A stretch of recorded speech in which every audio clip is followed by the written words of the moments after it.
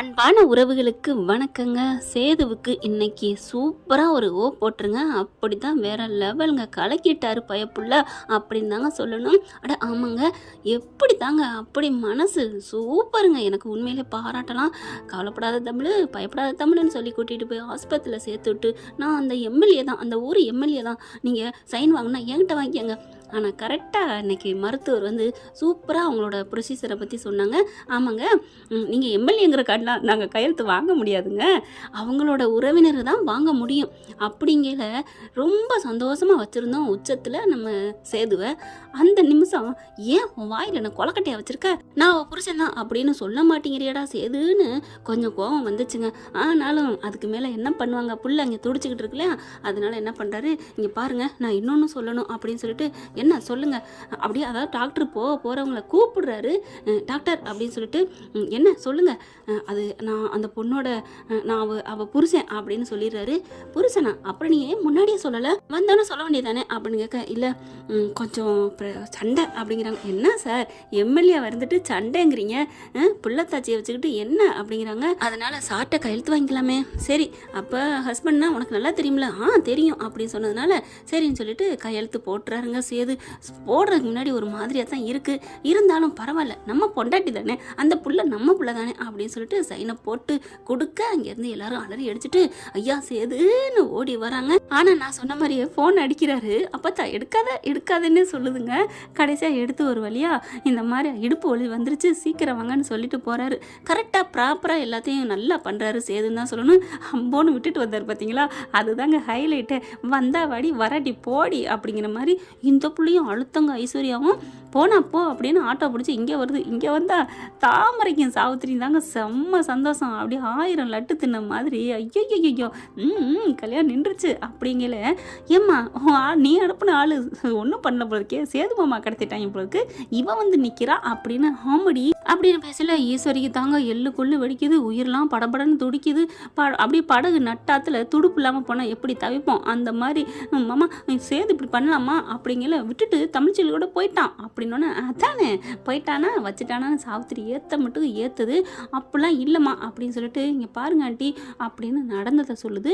அப்படிங்கல. மோகனா, என்னது பிரசவலி வந்துருச்சா, தமிழ் எப்படி இருக்கிறா, ஏன் மோகனா இப்படிலாம் பேசுகிறீங்க, என்ன நீங்கள் இந்த நேரத்தில் இதெல்லாம் பேச வேண்டிய நேரமா, மாமா இப்போ என் அண்ணன் பொண்ணு பாவம் அப்படின்னு சொல்லிட்டு ராஜாங்கம் பயங்கரம் கோவத்தில் ஃபஸ்ட்டு இருந்தார். ஆனால் பிரசவ வலிக்காத்தான் தூக்கிட்டு போனா. அதுலேயும் இந்த பொண்ணு கரெக்டாக உண்மையை சொல்லிடுச்சுங்க. ஐஸ்வர்யா எதையும் ஏற்றலை இறக்கலை, என்ன காப்பாற்றுனது அந்த ரவுடிங்கிட்டேருந்து சேது தான் அப்படின்னு சொல்லிச்சு. ஆனால் ஒன்று, நகைக்கு ஆசைப்பட்டு தான் என்னை கடத்த வந்திருக்காங்கன்னு அது வாட்டுக்கு சொல்லுது. அதுக்கு என்ன தெரியும். இப்போ இங்கே எல்லாம் கொதிச்சு போயிருக்காங்க, இனி கல்யாணம் நடக்காது மாமா. அண்ணே நான் சொல்கிறத கேளுன்னு, அந்த பொண்டாட்டி பிள்ளைன்னு எப்படித்தான் இருந்தாலும் தமிழ் என்ன பண்ணிவிட்டா. அம்மா என்னம்மா தமிழுக்காக வக்காலத்து வாங்குற, ஹேய் நமக்கு தமிழ் வந்தாலும் பரவாயில்லடி, ஆனால் இவ இருக்கக்கூடாதுடி, அவள் அந்த வீட்டில் நாட்டாமல் எப்படி பண்ணிக்கிட்டு இருக்கா, இந்த வீட்டில் எந்த ஒரு பிடிமானம் இல்லாமல் இருக்கையிலே நம்மளை விரட்ட பார்த்தா, இன்னும் அண்ணன் மகளை வீட்டுக்குள்ளே கொண்டாந்துட்டா அவ்வளோதான் அப்படின்னு சொல்லிட்டு, அண்ணே அப்படிங்கிற அவர் அங்கே திரும்புகிறாரா. இங்கே பாருண்ணே நான் சொல்கிறத கேளு, தமிழ் எவ்வளோ நல்லது பண்ணியிருக்கா அத்தச்சி அப்படின்னு. நீ சும்மா இருமதடி, அதெல்லாம் அண்ணன் மறக்காது. அன்னைக்கு அந்த நீங்கள் பத்திரத்தெல்லாம் கொண்டு போய் கொடுத்தீங்களே 50 லட்சம் பணத்தோட லாக்கர்லேருந்து, அதை மட்டும் அங்கேருந்து அவங்க அப்பாவும் அவளும் கொண்டாந்து கொடுக்கலன்னா இந்நேரம் என் அண்ணன் மான சந்தை சிரிச்சிருக்கும். ஆடா அவ்வளோ ஏன் அந்த காட்டுப்பூச்சி கடிச்சு கடந்தமே, அப்போ யார் உயிரை காப்பாற்றினது அந்த தமிழ்ச்செல்வி தான். அதை விட இப்போ அண்ணன் வெளியில் வரக்கு குழு கொடுத்ததும் அவள் தான். அந்த சிவாவோட கால் இல்லைன்னு சொன்னதுனால தானே என் அண்ணன் புள்ள போய் காப்பாற்றினா. எல்லாம் அந்த நன்றி உணவு இருக்குமா இருக்காதா. ஏதோ ஒரு ஃபோன் பண்ணி அப்பா கிட்ட சொல்லி கல்யாணத்தை பண்ணணும் ஒரு ஃப்ரெண்டுக்காக சொல்லியிருக்கலாம், அதுவும் அவள் சொல்லலைங்கிறா. அவள் ஃபோன் எடுத்து யார் பேசுனாங்களோ அது ஆண்டவனுக்கு தான் வெளிச்சம். அப்படியே ராஜாங்க பார்க்குறாரு. அதைத்தானே அந்த பிள்ளையும் சொன்னான், அதாவது நான் பேசலைன்னு தமிழ்ச்செல்வி சொல்லுது. ஆனால் அண்ணே எனக்கு பொறுத்த வரைக்கும் வந்ததுலேருந்து தமிழ்ச்செல்வி ஒரு பொய் கூட சொன்னதில்லை. அவங்க அம்மா சொன்ன ஒன்றே ஒன்று, கர்ப்பமாக இருக்கேன்னு சொல்ல சொன்னாங்க பார்த்தீங்களா, அந்த பொய்யை கூட மெய்யாக்கிட்டா தான் அது வேறு விஷயம். ஆனால் மற்றபடி அவள் ரொம்ப நல்லது தான் பண்ணியிருக்கா. அதனால் புருஷன் அவன் எனக்கே இவ்வளவு தமிழ்ச்செல்வி பற்றி தெரியல, அவளுக்கு தெரியாமல் போயிருமா என்ன? என் அண்ணன் மவனுக்கு தான் பொண்டாட்டி வாழ்ந்திருக்கேன், அவள் எப்படி எப்படிலாம் அன்பாக இருந்திருப்பா, அப்படி இருந்திருப்பா, இப்படி இருந்திருப்பா, அதுலேயும் அவள் வயிற்றுக்குள்ள இருக்கிறது இவனோட புள்ள, எப்படி என்ன அத்தாச்சி மதனி அப்படின்னு சொல்லி பேச அப்படியே ஐயோ அப்படின்னு தலையில் கையை வைக்கிது ஈஸ்வரி. இங்கே இவங்கெல்லாம் வந்துடுறாங்க. இந்த பக்கம் புள்ள பிறந்துருதுங்க. பார்த்தா தம்பி ஐயா உனக்கு மயம் பிறந்திருக்கான்னு ஆம்பளை பிள்ளைய கொண்டாந்து கொடுக்குறாங்க. அடுத்து பொம்பளை பிள்ளையும் பிறந்துருதுங்க. பொம்பளை பிள்ளைய வந்து அதாவது காமிக்காமல் உனக்கு மட்டும் கொடுக்கலாமான்னு பிளானை போடுது கிளவி. ஆனான்னு பார்த்தீங்கன்னா அடுத்து இதுக்கு வேலையில்லைன்னு ஆயிடுது. இந்த பிள்ளை தமிழ்ச்செல்வி மயக்கம் தெளியுது. அப்படி பார்க்குறாங்க. ஐயா மயக்கம் தெளிஞ்சிருச்சு வாயா அப்படின்னு சொல்ல இவர் வேகமாக வராரு. எல்லாரும் உள்ளுக்க போகிறாங்க. தமிழ் தமிழ் அப்படின்னு சொல்லிட்டு தமிழ்ச்செல்வி நீ நல்லா இருக்கியா தமிழ்ச்செல்வி, நீ பாரு நமக்கு ஆண் குழந்தையும் பெண் குழந்தையும் பிறந்திருக்குமா அப்படின்னு சேது பேசுகிறாரு. எல்லாரும் சுற்றி நிற்கிறாங்க. தமிழ்ச்செல்வி இப்படி எல்லாத்தையும் திருன்னு பார்க்குது. ஏதோ ரொம்ப நாள் கோமாவில் இருந்த மாதிரி இப்படி பார்க்க, தமிழ் என்னடி இப்படி பார்க்குற, இது உன் புருஷன்டி சேதுடி, இதுதான் சாக்குன்னு சொல்லிட்டு எல்லாம் ஐஸ் வைக்கிறாங்க. உன் உயிரை காப்பாற்றினது சேதுடி, நீ அப்படி மயங்கி போய் கிடந்துடி, இல்லைன்னு வைவேன் இப்போ தம்பி மட்டும் இல்லைன்னா நீ உன் பிள்ளைங்க இன்னைக்கு நேரத்துக்கு என்ன ஆயிருப்பீங்க அப்படி சொல்ல. அம்மா என்னம்மா என்னென்னமா சொல்கிற அப்படின்னு சொல்ல, ஏண்டி ஒரு மாதிரியை பார்க்குற அப்படி பார்க்குறாங்க. மாமா நீங்கள் என் மேலே கோமலாம் போயிருச்சா அப்படின்னு சொல்ல, நான் கோமலாம் போயிருச்சுடா எதுக்குடா இப்பெல்லாம் கேட்குற அப்படின்னு எல்லாம் வந்து கேட்க, இல்லை நான் பொய் சொல்லிட்டேன், உங்கள் அப்பாவை பற்றி நான் போலீஸில் கம்ப்ளைண்ட் பண்ணிட்டேன், கல்யாணம் வேணான்னு சொல்லி கம்ப்ளைண்ட் பண்ணிங்கிறக்காண்டி அப்பாவை அரெஸ்ட் பண்ணிட்டு போயிட்டாங்களே, அதனால என்னை கோச்சிட்டு வீட்டை விட்டு விரட்டிட்டீங்கல்ல, நான் அம்மா வீட்டில் தானே இருந்தேன், இப்போ எப்படி எனக்கு எப்படி குழந்தை பிறந்துச்சு, நான் அம்மா வீட்டில் தானே இருந்தேன், மாமா வெளில வந்துட்டாங்களா, எப்படி என்னை ஏற்றுக்கிட்டீங்களா, மாமா நான் வேணுக்குன்னா போலீஸுக்கு ஃபோன் பண்ணல மாமா, எல்லாருக்கும் ஆடி போகுது, என்னது என்ன இப்படி பேசுகிறா தமிழ், என்ன நீ கர்ப்பமாக இருந்து 2 புள்ள பத்திருக்க, நீ என்னம்மா பேசுகிற அப்படின்னு பாட்டி சேது எல்லாம் கேட்குறாங்க. அம்மாச்சி என்ன அம்மாச்சி, அவர் தான் என்னை எவ்வளோ இதாக ஆக்ரோஷமாக எங்கள் அம்மா சொன்ன பொய்க்காண்டி நானும் பொய் சொல்லிட்டேன், என்னை கொண்டாந்து வீட்டில் விட்டுட்டீங்க, அவ்வளோதான் எனக்கு தெரியும், இப்போ 2 குழந்தை இருக்குங்கிறீங்க, அம்மா எனக்கு ஏன் கை காலும் ஏன் தலையெல்லாம் என்ன கட்டு போட்டிருக்கு, எனக்கு என்ன ஆச்சு அப்படியே ஆடி போகிறாங்க. தள்ளுங்க தள்ளுங்க தள்ளுங்க அப்படின்னு ஒரே ஒரு குறுக்கல் வராரு, வழி விடுங்கிற மாதிரி அப்படியே டாக்டர் வராரு. டாக்டர் வந்து என்னன்னு பார்க்குறாங்க, ரிப்போர்ட்லாம் பார்க்குறாங்க. டாக்டர் இவ என்ன ஏதேதோ சொல்கிறா அப்படின்னு சொல்லல. அப்போ தான் பார்க்குறாங்க, சாரிங்க உங்கள் பொண்ணுக்கு ஒரு வருஷம் 1.5 வருஷத்துக்கு முன்னாடி நடந்தது வரைக்கும் தெரியலைங்க அப்படிங்கிறாங்க. ஹலோ டாக்டர் இது என்ன மகாநதி சீரியலா 2வது எடுக்கிறீங்களா பகுதி, அது என்ன எல்லாம் ஞாபகம் இருக்குமா, அந்த கல்யாணம் ஆன சீன் மட்டும் ஞாபகம் இருக்காதுன்னு சொல்கிறீங்க, என்ன சார் சொல்கிறீங்க அப்படின்னு கேட்க, ஹலோ என்ன நீங்கள் பேசுகிறீங்க, அவங்க மாதிரி நாங்கள் ஒன்று விஜயை மறந்தது மாதிரி அப்படிலாம் நாங்கள் சீனில் கொண்டாடல, நாங்கள் சேதுவை ஞாபகம் இருக்குது புருஷங்கிறது ஞாபகம் இருக்க மாதிரி தான் கொண்டாந்துருக்கோம், இப்போ அதாவது அவங்க அம்மா வீட்டில் இருந்த வரைக்கும் ஞாபகம் வந்திருக்கதா வச்சுருக்கோம், நீங்கள் பெருமைக்குரிய விஷயம் தானே நாங்கள் பண்ணியிருக்கிறது அப்படின்னு சொல்ல, அதனால தான் நீங்கள் தப்பிச்சிங்க அப்படின்னு சொல்லிட்டு, இங்கே பாருமா அடியே தமிழ் உனக்கு புள்ள பிறந்துச்சுடி, அப்போ உனக்கு இப்போ ஆக்சிடென்ட் ஆயிடுச்சுடி, இப்போ தாண்டி ஆக்சிடென்ட் ஆச்சு, என் பேரன் தாண்டி உன்னை தூக்கி அந்த காப்பாற்றி வச்சுருக்கான், உனக்கு அதுலேருந்து ஞாபகம் மறந்து போச்சு, 1.5 வருஷத்துக்கு மேலே ஓடி போச்சுடி வருஷம். அப்படியா அம்மாச்சி என்ன அம்மாச்சி சொல்கிறீங்க, எனக்கு எல்லாம் மறந்து போச்சா அப்படிங்கிறாங்க. ஆமாடி, ஐயோ அப்போ இது ஏன் குழந்தைங்களா அப்படின்னு சொல்லிட்டு அப்படியே கட்டிக்கிறாங்க, தூக்கி கொஞ்சுறாங்க. சேதுவும் இதாண்டா சமயம், நல்ல வேலை நம்ம பொண்டாட்டிக்கு மெமரி லாஸ் ஆனது நல்லதாக போச்சு, நல்ல வேலை நம்மளை ஞாபகம் வச்சிருக்காளே அப்படின்னு சொல்லிட்டு அப்படியே கட்டி அணைச்சிக்கிறாங்க. அதுக்கப்புறம் ட்ரீட்மெண்ட் பண்ணுறாங்களா. இங்கே ராஜாங்க ஃபோன் அடிச்சுட்டே இருக்காரு. அப்பா இந்த மாதிரி தமிழ்ச்செல்விக்கு எல்லாம் மறந்து போச்சுப்பா, என்னடா சொல்கிறேன், 2 குழந்தை பிறந்திருக்குப்பா, சீக்கிரம் வாப்பா, நம்ம அம்மா பிறந்திருக்குப்பா, வாங்கப்பா அப்படின்னு சொல்ல, ராஜாங்க மோகனா எல்லாரும் அலறி அடிச்சு மலர் கருப்பு எல்லாத்தையும் கூட்டிகிட்டு வராரு.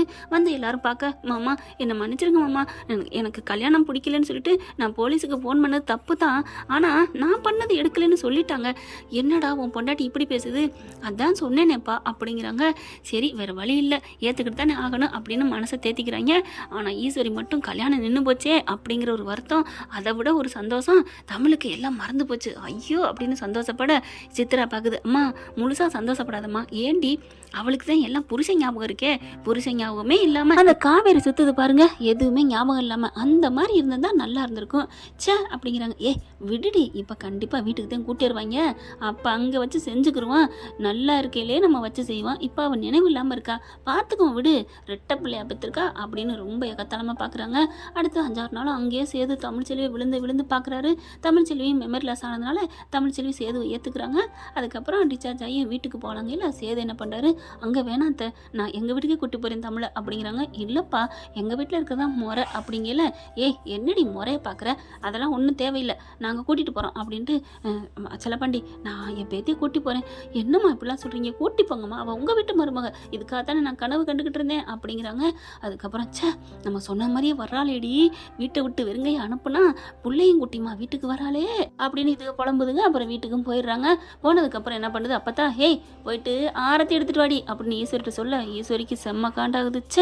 என்ன இது இப்படி ஆயிடுச்சே, இவளை விரட்டி விட்டா இவளை நம்மளே ஆரத்தி எடுத்து நம்ம கையால் இவளை வான்னு சொல்கிற மாதிரி ஆயிடுச்சே அப்படின்னு நொந்துக்கிட்டு போயிட்டு ஆரத்தி எடுத்துகிட்டு வருது. அப்படியே மனசே இல்லாமல் நீ சீக்கிரம் வந்த மாதிரியே வீட்டை விட்டு போகணுண்டி, அதுக்கு அந்த கடவுள் எனக்கு துணை நிற்கணுண்டி, நான் உன்னை விரட்டு வண்டி.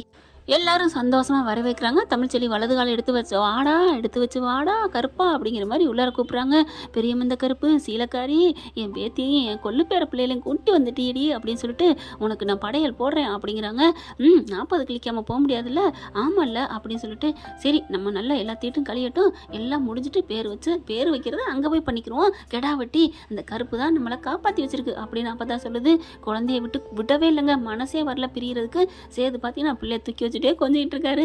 அது சரி, அப்போ எம்எல்ஏ வேலைக்கு போயிருந்தால பிள்ளையும் எம்எல்ஏ வேலைக்கு போவார், இங்கே வீட்டில் இருக்க பஞ்சாயத்து தேக்கவே நேரம் சரியாக போயிடும். இங்கே ஐஸ்வர்யா கல்யாணம் நின்று போன கோவத்தில் கிளம்புறேன் அப்படிங்குது. கிளம்பாதடி, இவளை விரட்டுறது என்ன ரொம்ப காரியமாக என்ன இருடி அப்படின்னு இருக்க வைக்குது. முடியாது அப்படின்னு சொல்லிட்டு இருக்கு ஐஸ்வர்யா. அடுத்து பார்க்குறாங்களா, இந்த பிள்ளைய வச்சு கொஞ்சிக்கிட்டு பேசிக்கிட்டு இருக்காங்க புருஷனும் பொண்டாட்டியும். நான் எப்படிங்க மறந்தேன், நான் எப்படி மாசமானேன் எனக்கு ஒன்றுமே புரியலையே அப்படின்னு தமிழ் சொல்ல, அதெல்லாம் நினைவே வரவே நான் தாயே அப்படின்னு சொல்ல, நினைவு வரக்கூடாதுங்கறியா, நாங்கள் எதுக்கு இருக்கிறோம், நாங்கள் சொல்லுவோம்ல, சொல்லி கொஞ்சம் கொஞ்சமாக மனசை மாற்றுவோம் அப்படின்னுக்கிட்டு இருக்காங்களா. ஆள் இல்லாத சமயம் பார்த்து கிளுகில் போய் ஆட்டிக்கிட்டு இருக்கு தமிழ்ச்செல்வி. கிட்டக்க போகுதுங்க ஆத்தாளும் மகளும். தமிழ்ச்செல்வி என்னம்மா பண்ணுற, ஒன்றும் இல்லத்த குழந்தைய கொஞ்சிட்டு இருக்கேன் அப்படின்னு சொல்ல, ஆனால் நினைவெல்லாம் மறந்து போச்சுன்னு சொல்கிறியே, உனக்கு எப்படி போணுச்சுன்னு நான் சொல்லட்டுமா அப்படின்னு சொல்ல, சொல்லுங்கத்த அப்படின்னு சொல்ல, நடந்ததை பூரா சொல்ல அப்படியே கேட்டுக்கிட்டு இருக்கு. என்னம்மா உன் புருஷன் மேலே கோவம் வருதா, உன்னை எப்படி விரட்டி விட்டான் தெரியுமா, நீ சத்தியம் பண்ணிட்டு இந்த வீட்டை விட்டு போனேன் அப்படின்னு சொல்லல. சேது ராஜாங்க எல்லாரும் வராங்க. என்ன இப்படி சின்னம்மா சொல்லிட்டு இருக்கு அப்படின்ட்டு, சின்னம்மான்னு கத்த போயில இருடா அப்படின்னு சொல்லிட்டு அடைக்கிறாரு. என்ன உன் பொண்டாட்டி சொல்லுதுன்னு பார்ப்போம் அப்படிங்கல. என்ன தமிழ்ச்செல்வி வேணான்னு பிள்ளைய தீட்டு வீட்டுக்கு போகணும்னு தோணுதா அப்படி சொல்ல, அப்படியே எந்திரிச்சு பார்க்குறாங்க. என்ன தமிழ்ச்செல்வி ஒன்றுமே பேசாமல் இருக்க, கொஞ்சம் கிட்டக்க வாங்கலத்த அப்படி சொன்னேன். என்ன தமிழ் அப்படிங்கிற பலான்னு 2 அறை கொடுக்குறாங்க. ஏய் என்னடி அறையிற, அங்கே பார்த்தீங்கன்னா ராஜாங்க சேது எல்லாம் சிரிக்கிறாங்க. சாவுத்திரி தாமரை அடுப்பிலேருந்து இதை பார்க்குறாங்க. பார்த்துட்டு ஐயோ அப்படி போடு அட்ராசக்கன்னு இப்படி தாண்டி உனக்கு வேணும், என் பிள்ளை வாழ்க்கை கெடுத்தில்ல அப்படின்னு அது ரொம்ப சந்தோஷப்படுது. ஐயோ அத்தை மாமா எல்லாரும் வாங்கலேன்னு கூப்பிட்டா எல்லாரும் வர்றாங்க. இவன் நான் அடிச்சிட்டா அப்படின்னு சொல்ல, ஐயோ தெரியாமல் சொல்லிட்டுமே, ஏன் அடிச்சான்னு கேட்பாங்களே. அதே மாதிரி அப்பத்தான் கேட்குது, ஏன் அடிச்சாங்க சொல்லுங்க அப்படின்னு கேட்க, மலரும் அதே மாதிரி ஆமா தமிழ் ஏன் அடிச்சா, அது வந்து ஒன்றும் இல்லை அவள் அடிக்கல, சும்மா தான் கொசு இருந்துச்சு கணத்துல அதனால அடிச்சிட்டா, நான் வர்றேன் அப்படின்னு போயிடுது. போனதுக்கப்புறம் ஏமா அவளை அடிச்ச அப்படின்னு அப்போ தான் கேட்க, பின்ன என்னென்னமா சொல்லிட்டு இருக்கு, மாமா என்னை அடிச்சு விரட்டிட்டாரு, என்னை துரத்திட்டாரு அப்படி இப்படிங்குது. ஏம்மா ஒருவேளை அப்படி பண்ணியிருந்தா என்னம்மா பண்ண போறேன்னா, அப்படிலாம் என் புருஷன் பண்ண மாட்டாரு, நீ போ அம்மாச்சி அப்படின்னு சொல்லிட்டு பிள்ளைய கொஞ்சம் ஆரம்பிக்குது. சேதுக்கு தூக்கி வாரி போடுது. ஐயோ இவ என்ன இப்படி சொல்றா, ஒருவேளை சின்னம்மா ஏதாவது போட்டு கொடுத்துட்டு மறுபடியும் என்ன வேணான்ட்டு போயிடுவாளா அப்படிங்கல. அப்போ தான் பார்க்குது, அப்பெல்லாம் போக மாட்டாடா, 2 பிள்ளைய விட்டுட்டு எப்படி போவா, ஏம்மாத்தா நீ என்ன நினச்சிட்டு இருக்க, அவள் நினைவு வேணா இழந்திருக்கலாம், ஆனால் அவளோட உடம்புல ஓடுற திமிரு அந்த ஆணவம் அந்த தன்மானம் எல்லாமே அவகிட்ட தானே இருக்குது. ஆமாடா ஏன்டா என்னையும் பீதி கிளப்புற அப்படின்னு அப்போ தான் அவன் பேரன்னு பொங்கிக்கிட்டு இருக்காங்க. என்ன ஃப்ரெண்ட் இப்படிலாம் போக வாய்ப்புகள் இருக்குது, பார்க்கலாம் என்ன நடக்க போகுதுன்னு.